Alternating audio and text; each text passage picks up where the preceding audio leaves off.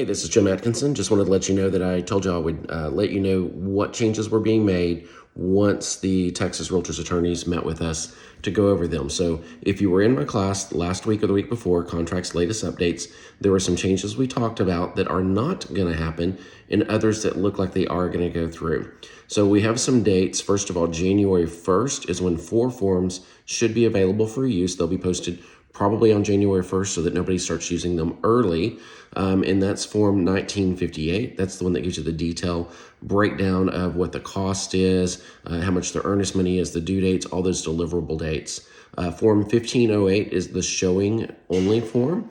And they've changed it to where the title is now Client Non-Representation Agreement, but the form number will still be 1508 and gave a little bit more clarity. They changed it from 3 days to 14 days, and that will be per property if you are doing that.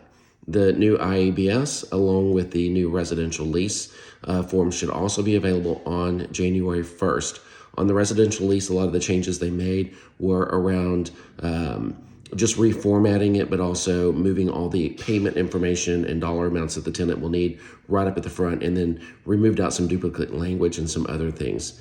January 5th is when they're expecting the other forms to be available. And one of the things we talked about was in the listing agreement no longer being allowed to do shared compensation.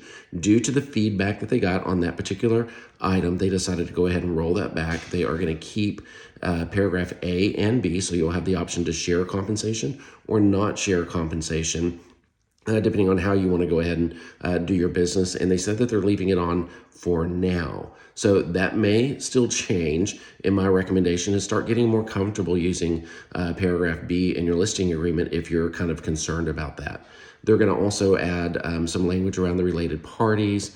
And then the T47, they're going to add that into our addenda on the contracts as well, so that we have that information directly in there.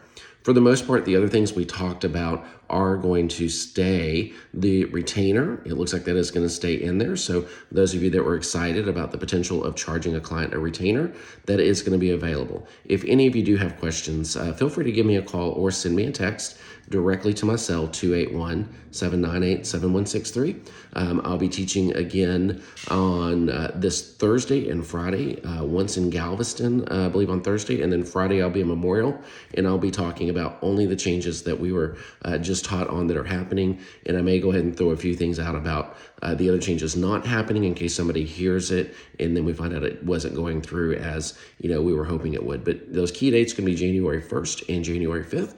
And I hope you all have a great day, and thanks for coming to class.